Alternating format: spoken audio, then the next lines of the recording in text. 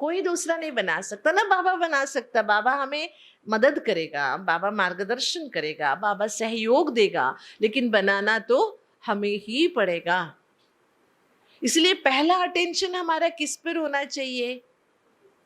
छोटी छोटी बातों में अपसेट होना, एक चीज ना मिली। अभी देखिए, मैं हजारों जगह जाती हूँ, सभी से मिलती हूँ, सब जगह एक जैसा होता नहीं है, कुछ हेर फेर तो होता ही है। लेकिन मैं कभी भी कुछ भी छोटी छोटी बातें दिल पर रखती नहीं हूँ। अभी यहाँ से वापस जाऊंगी, हुबली जाऊंगी, बड़े भाई साहब को अनुभव सुनाऊंगी। सुनाऊंगी क्या सुनाऊंगी? जो अच्छी चीजें हुई, जो मुझे अच्छी लगी, वो सुनाऊंगी। जो थोड़ी बहुत छोटी मोटी बातें हुई, उसको यहाँ ही डिलीट कर दो। जब ये स्वभाव हम अपनाते हैं ना, तो हम भी खुश रहते हैं, तो दूसरों को भी हम क्या कर सकते हैं। लेकिन सच बताइए, हम कहाँ भी जाते हैं तो पहले कौन सा अनुभव सुनाते हैं? अब मैं आपको सुनाऊं। आप कोई शादी में गए, ठीक है, वहां पर बहुत अच्छा खाना बना है, 36 प्रकार का खाना बना है, लेकिन जब आपका खाने का टाइम आया, उसमें से 2-4 चीजें कम हो गई, आपको कोई चीज मिली नहीं। लोग बहुत आए थे, सभी को बहुत अच्छी व्यवस्था हुई थी, शादी बहुत अच्छी हुई, लेकिन हम सुनाते कौन सी चीज है? अरे क्या कहे, लास्ट में ना कम पड़ गया खाना। हमारी नजर किस पर रहता है? कमियों पर, गलतियों पर, जिसके कारण हम कभी सुखी हो ही नहीं सकते, दुखी रह जाते हैं। जब हम दुखी होते हैं तो दूसरों को क्या सुख का पाठ पढ़ाएंगे? हम पढ़ा सकते हैं? क्योंकि हमारी जुबान से ज्यादा ना हमारा मन बोलता है। हमारे शब्दों से पहले हमारे मन के वाइब्रेशंस पहुंचते हैं। इसलिए एक लक्ष्य बना लेते। बाबा ने तो हजारों बार कहा है, बच्चे विशेषता देखो। क्या कहा है बाबा ने? हर एक में विशेषता देखो। और ब्राह्मण परिवार तो विशेषताओं से भरा हुआ है। ये बाबा का अनमोल परिवार है। लेकिन ये ब्राह्मण परिवार भी अजीबोगरीब परिवार है। मैं सुनाऊं, हमारे वहाँ, हमारे हुबली सब जोन में साल में 2 बार हम संगठित भट्टी करते हैं परिवार की। भाइयों के अलग, माताओं की अलग, ऐसे भट्टियां होती है। एक भट्टी चल रही थी, भाइयों की भट्टी थी। उस पर मैंने अमृत वेले पर क्लास कराया था। अमृत वेले का महत्व क्या है, अमृत वेले हमारी स्थिति कैसे होनी चाहिए, जरूरत क्या है, उस पर 1 घंटे का क्लास कराया। करीब 600-700 भाई थे। जैसे क्लास पूरा हुआ ना, एक भाई उठ के आया, बोला दीदी मैंने एक प्लान बनाया है अमृत वेले योग के लिए। मैंने कहा पहले सुनाते तो, क्लास में सुना देते। तो बोला नहीं नहीं दीदी, मेरा प्रॉब्लम क्या है, मैं क्या भी करूं, मुझे 6 बजे से पहले आंख खुलता ही नहीं है। तो मैंने कहा रात को खट्टा खाना छोड़ दो, जल्दी खाना खाओ, थोड़ा जल्दी सो जाओ, तो अमृत वेले उठना आसान होगा। बोला नहीं दीदी, सब करके देखा मैंने, उठना मेरे लिए बहुत मुश्किल होता है, मैं 6 बजे के पहले उठ ही नहीं सकता हूं। जब ठान लिया है उठ ही नहीं सकता हूं, तो कौन क्या कर सकता है ना। मैं चुप हो गई। बोला नहीं दीदी, मैंने एक प्लान बनाया है उसके लिए। क्या प्लान बनाया? उसने एक ग्लोब खरीदा है। ग्लोब जानते हो ना, बच्चों को दिखा सिखाने के लिए ग्लोब। वो ग्लोब है ना, जहां वो योग के लिए बैठता वहां रखा है। 6 बजे जब आंख खुलता है उसका, उठता है, तो वो सोच के रखता है 6 बजे अब कौन से देश में अमृत वेला होगी। भारत में तो नहीं है, कौन से भी तो देश में होगी ना अभी अमृत वेला। वो ग्लोब घुमा देता है, ऐसे सोचता है मैं उस देश में बैठा हूं, ऐसे योग करता है।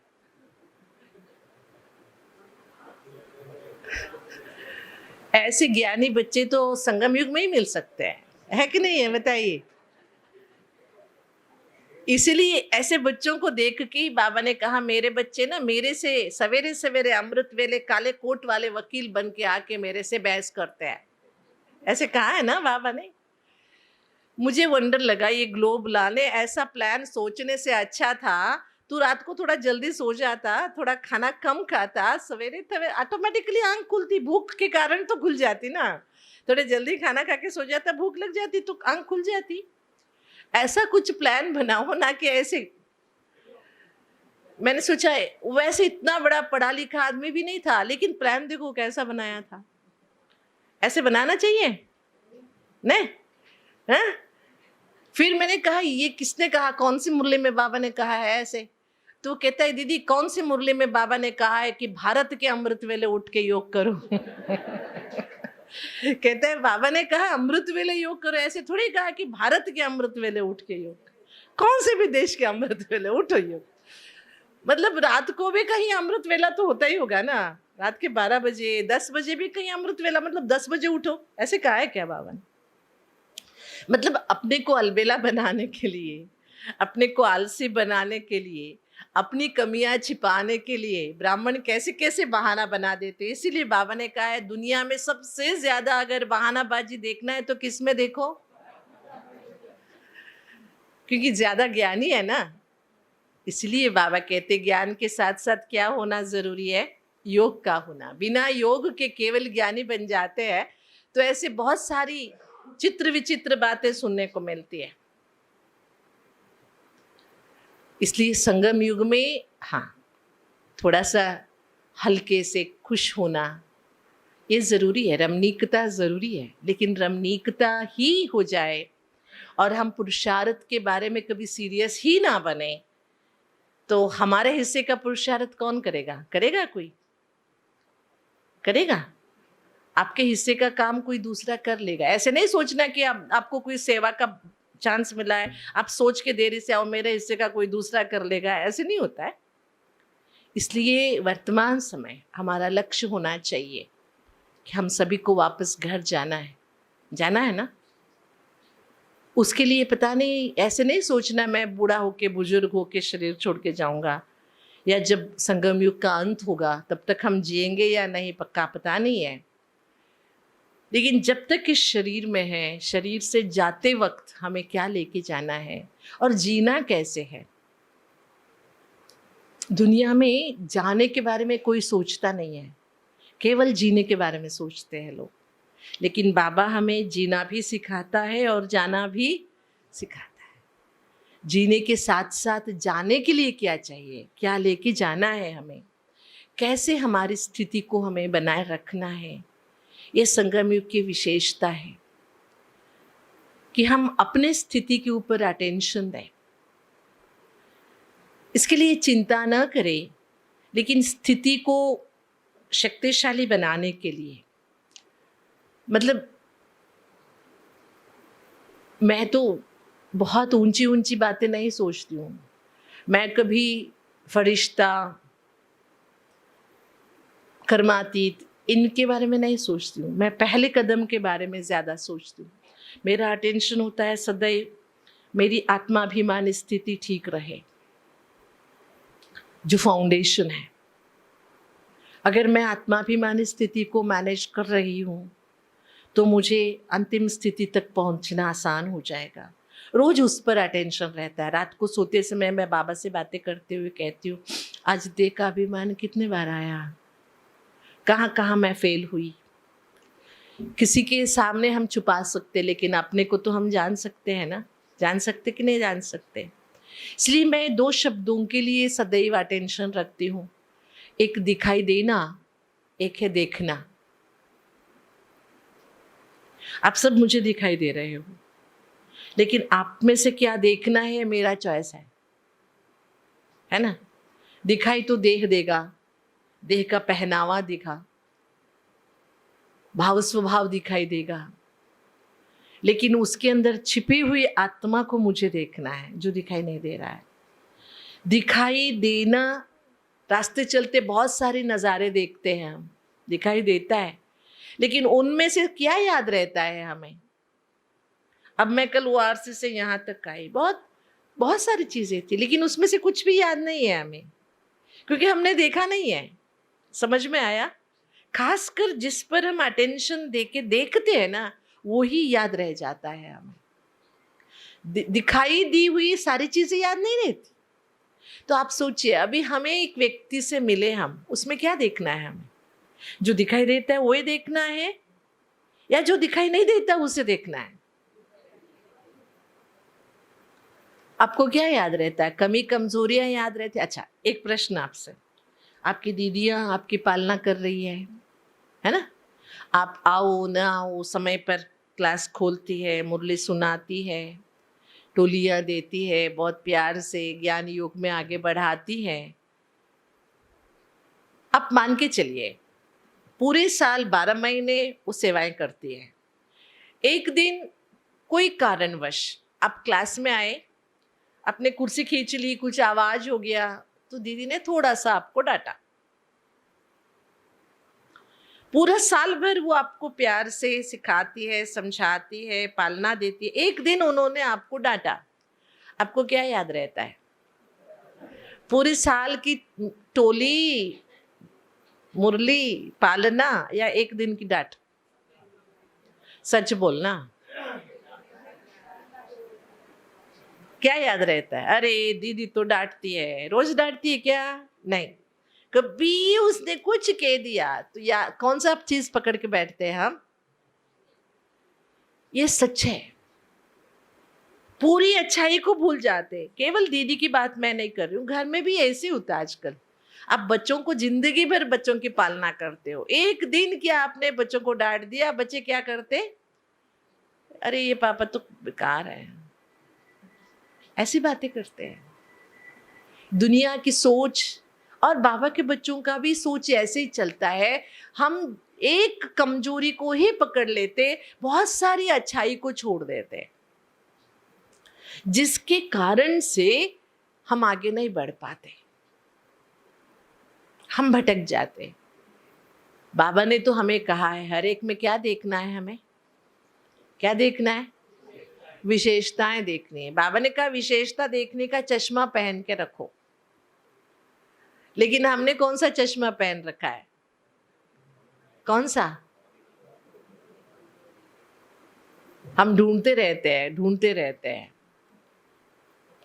आदत है, दुनिया की आदत है ये कमियां देखना। वो एक बहुत छोटी सी घटना सुनाते हैं, हम कैसे कमियों को पकड़ के रखते हैं। आपने सभी ने ये एग्जाम्पल सुना ही होगा। एक इंग्लैंड का प्राइम मिनिस्टर था, चर्चिल, नाम सुना होगा, पुराने जमाने का प्राइम मिनिस्टर था चर्चिल। वो एक बार ना इंग्लैंड की रानी से मिलने जा रहा था, उनके साथ उसका पीए जा रहा था। वो पीए की ना जो सॉक्स है, जुराब, वो बहुत बदबू मार रही थी। तो रानी से मिलने जाते तो प्रोटोकॉल होता है, ऐसे नहीं जा सकते। तो चर्चिल ने कहा ऐसी गंदगी बदबू वाली जुराब पहन के तुम नहीं जा सकते हो, आज का अपॉइंटमेंट कैंसिल करते, कल जाते। तुम अच्छा फ्रेश सॉक्स पहन के आ जाना।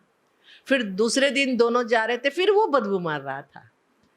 फिर चर्चिल ने पूछा क्यों, कल कहा था, फिर भी तू सॉक्स बदल के नहीं आया?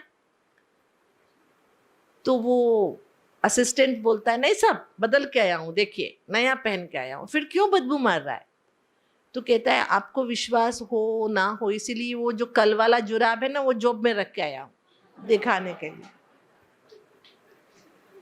ये हिस्ट्री का एक बहुत बड़ा उदाहरण है। हम अपने साथ क्या लेके घूमते हैं? पुरानी बातें,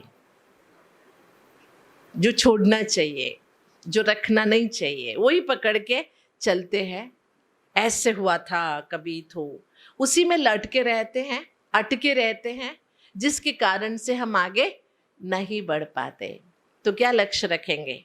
अगर घर जाना है तो हमें क्या करना पड़ेगा? एक तो कमी देखना बंद करना है। अगर देख भी लिया, दिख जाता है, ऐसे नहीं कि हम खास देखते, दिख जाता है, तो वहीं का वहीं उसे किनारा कर दो और कल की बातें पकड़ के नहीं बैठो। दुनिया वालों को हम सुना देते हैं अरे छोड़ो तो छूटो, बहुत लंबे लंबे ज्ञान हम बोल देते, लेकिन ज्ञान बोलना और ज्ञान के अनुसार चलना दोनों अलग चीजें हैं। हिंदी की ये दो बातें मुझे बहुत अच्छी लगती है, जानना और समझना। हम जानते बहुत कुछ है लेकिन समझते बहुत कम है। समझ में आया?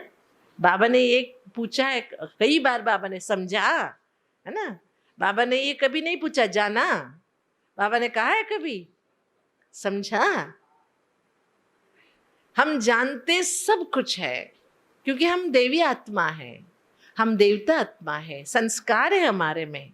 हम जानते बहुत अच्छी तरह से, लेकिन समझते नहीं है। समझ वो होता है जो अंदर से मान ले, वित्त धारणा जो प्रैक्टिकल के में कर सकते, उसी को समझ कहते हैं। इसीलिए बोलते सोच समझ कर बोलो, सोच जानकर बोलो कोई नहीं कहता, सोच कर और समझ कर बोलो। कितनी अच्छी बातें हैं। इसलिए बाबा के इस ईश्वरीय जीवन में हम सभी बाबा के स्टूडेंट्स हैं। क्या है? माताएं मानती है आप सभी विद्यार्थी है छात्रा है आप सभी, पक्का? बूढ़ी बूढ़ी माताएं सभी पक्का स्टूडेंट्स है।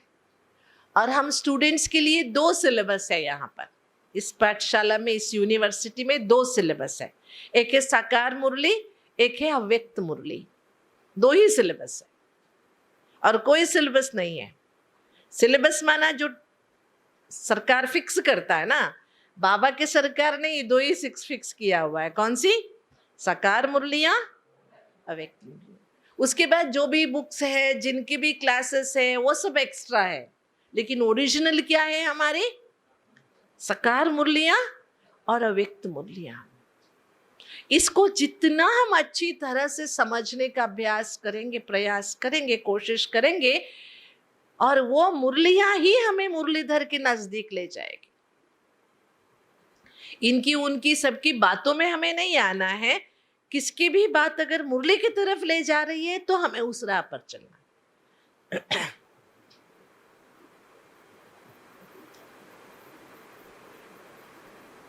एक भाई था हमारे क्लास में, बहुत पहले। मैंने कहा ना, मैं 15-16 में आ गई थी, आंध्र प्रदेश में सेवा करती थी। उन दिनों मुझे आंध्र प्रदेश की भाषा नहीं आती थी, तेलुगु भाषा।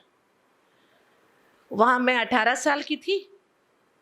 मेरे क्लास में आने वाले सब 80 साल के थे, ज्यादातर 75 और 80 साल के स्टूडेंट्स, बड़े बड़े बुजुर्ग, सेठ, बड़े बड़े अमीर लोग थे।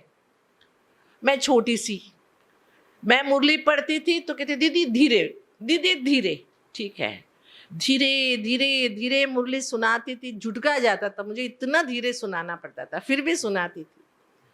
वो भाई सामने बैठता था, एक भाई लिखता था, एक शब्द भी नहीं छोड़ता, लिखता लिखता लिखता। मुझे बहुत अच्छा लगता था, पूरा लिख रहा। उन दिनों मुरलियां प्रिंटेड सब नहीं मिलती थी ना, मोबाइल तो था ही नहीं, प्रिंटेड भी नहीं मिलता था। एक साइक्लोस्टॉल मुरली आती थी, वो भी मधुबन में मुरली चलने के 1 महीने बाद। वो मुरलियों के लिए भाग भाग के सब आते थे, तो मैं पढ़ पढ़ के सुनाती थी। मैंने देखा ये मुरली सुनता जरूर है, इतना दिखता लिखता लिखता, लेकिन वो जो लिखा हुआ बुक है ना, नोटबुक, सेंटर में ही रख के चला जाता। पहले जमाने में सेंटर छोटे छोटे बाड़े के घर होते थे ना, ऐसे चित्र लटकाए हुए रहते थे सेंटर में, उसके पीछे रख के चला जाता था। एक दिन मैंने सोचा शायद दुकान में जाना होगा, इसीलिए बुक रख के गया।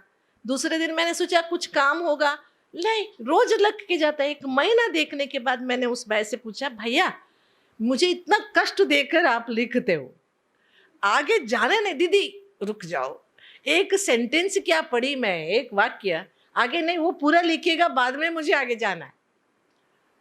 अरे मैं तो हैरान हो जाती थी मुरली सुनाते समय। फिर भी लिख लिख के घर भी नहीं ले जाता, क्या करता, यहां ही रख के जाता। मैंने कहा भैया ऐसे क्यों करते हो, रख के क्यों जा रहे हो, लेके तो जाओ ना, गद्दी पे दुकान में बैठते हो तो थोड़ा पढ़ा करो, घर में ले जाते हो पढ़ा करो, रात को पढ़ा करो। नहीं नहीं दीदी, ये रख के इसलिए जाता हूं, मैं यहां से लेके जाऊंगा तो सेंटर खाली हो जाएगा, इसीलिए रख।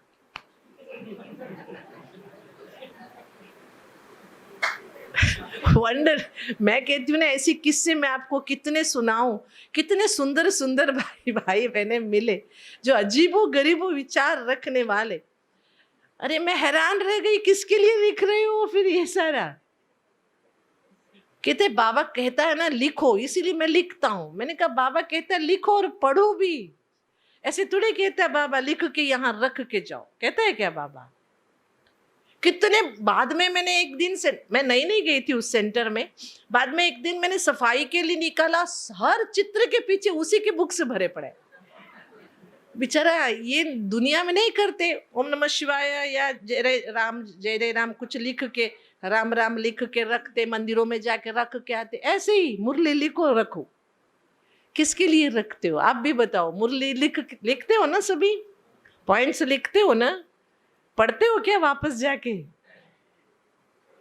पढ़ते हैं? कौन कौन पढ़ते हैं बताइए, सच्चाई से बताना, झूठ बोले तो कवा काटे। तो आज से ये भी एक पक्का करना। आजकल एक बीमारी क्या है पता है, पहले मुरलियां नहीं मिलती थी तो सब लिख के थोड़ा पढ़ने के लिए रखते थे। आजकल हर एक के पास क्या है, ये शगुनी मामा है, कौन है? सभी के पास है, उसमें मुरलियां जाती है, आगे की पीछे की सबकी मुरलियां होती है। और कल की मुरली शायद अभी आ गई होगी आपके पास, बहुत जल्दी पहुंच जाती है। जो भी चीज अति हो जाती है ना, उसका महत्व कम हो जाता है। आपके हाथ में मुरली है लेकिन शायद आप दिन में एक बार भी नहीं पढ़ते। जब मुरली नहीं होती थी तो सेंटर से ले जाके पढ़ते थे, दीदी एक दिन के लिए दे दो, दीदी एक दिन के लिए दे दो। अभी कोई मुरली पूछता नहीं है क्योंकि उनके पास पड़ा हुआ है, लेकिन वो पढ़ता भी नहीं है। आप थोड़ा सा पीछे जाके देखिए, जब आप छोटे थे, जब आप स्कूल जाते थे, हर चीज की वैल्यू थी। आपको जो बुक मिलता था, स्कूल बुक, उसको आप फाड़ते थे। एक भाई पढ़ता था, दूसरा भाई भी उसी में पढ़ता था, तीसरा भी उसी में, है ना, वो बुक ट्रांसफर होता था। खरीदने की इतनी नहीं होती थी तो एक बुक में 10 लोग पढ़ते थे। लेकिन आज आपके बच्चों के पास साल में 10 बुक देना पड़ रहा है आपको, फाड़ लेते हो। क्योंकि चीजें जब ज्यादा, जरूरत से ज्यादा हो जाती है ना, उसका महत्व, संगम युग में भी यही हुआ है। हर घर में मुरली पहुंच गई, अच्छी बात है, हर हाथ में मुरली पहुंच गई। लेकिन क्या हम इतनी मुरली की महत्व रखते हैं?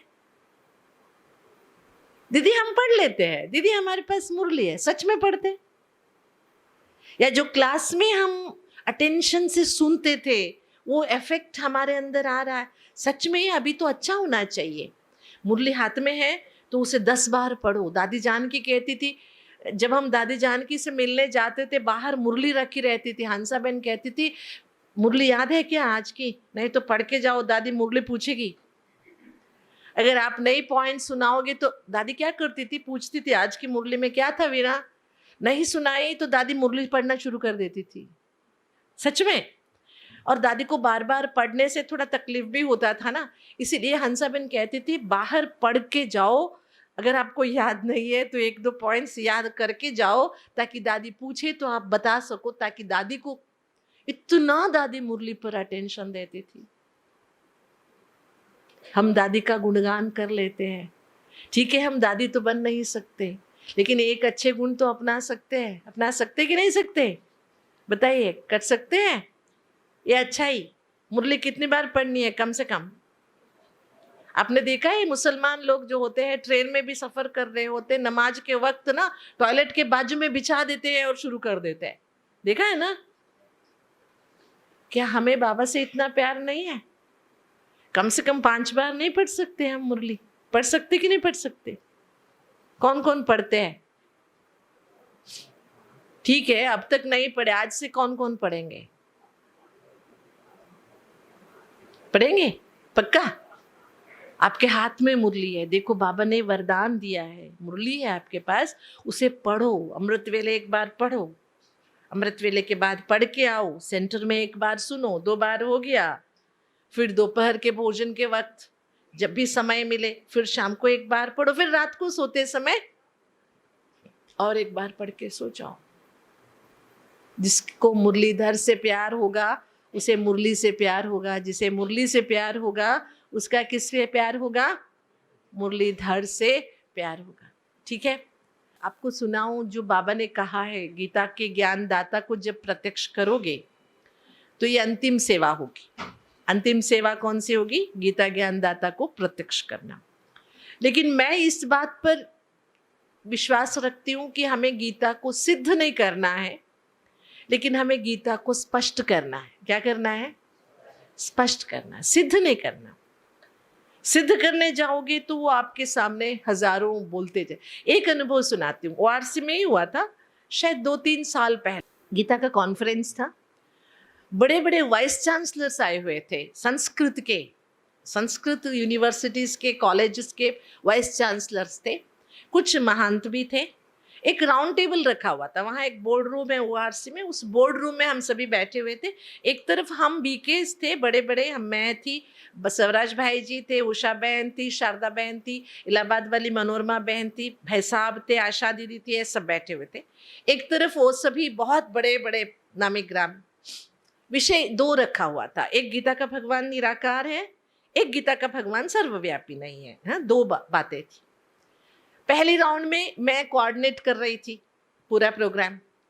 पहले राउंड में गीता का भगवान निराकार है, सब मान गए, सभी मान गए, किसी की कोई उसमें प्रश्न नहीं है। जब दूसरा राउंड शुरू हो गया, गीता का भगवान सर्वव्यापी नहीं है, वहां अटक गए। ये जो भी साधु संत और संस्कृत के महान बैठे थे, हस्तियां, वो अटक गए।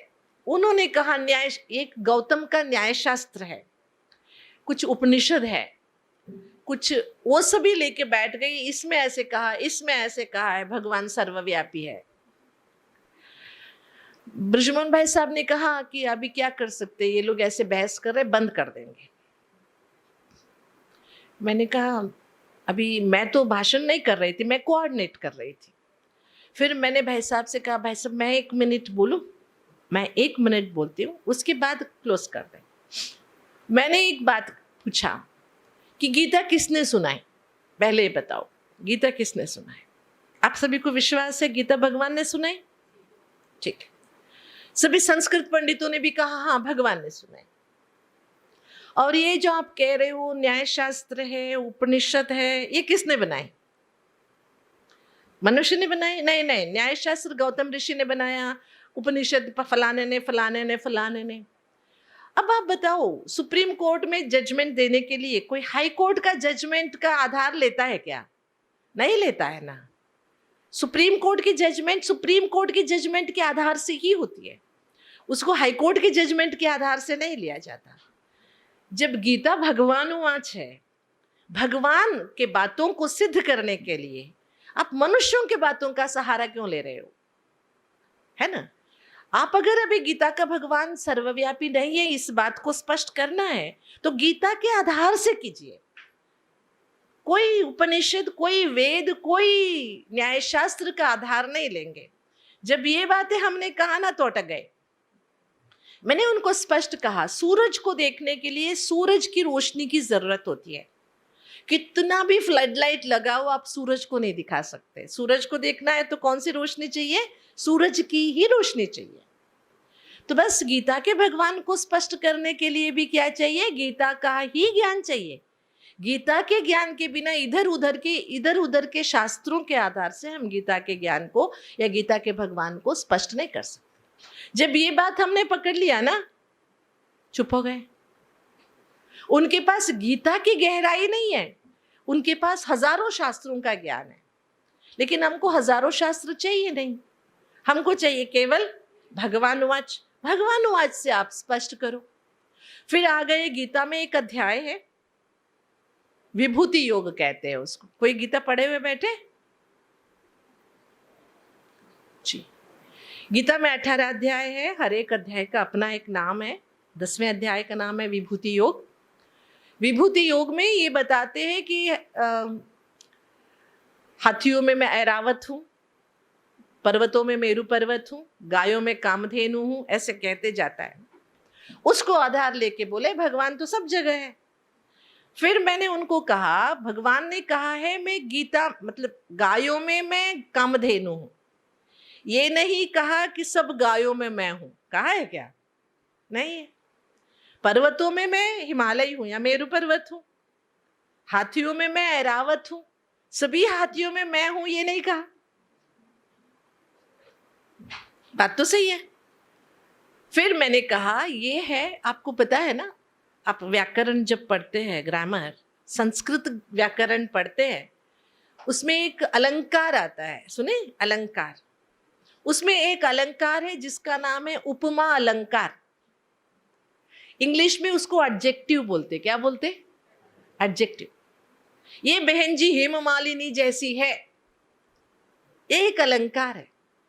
इसका मतलब ये हेममालिनी है ऐसे नहीं है, ये हेममालिनी जैसी है, इसको अलंकार बोलते हैं। ऐसे भगवान ने कहा जैसे आत्माओं में परमात्मा श्रेष्ठ है, कैसे?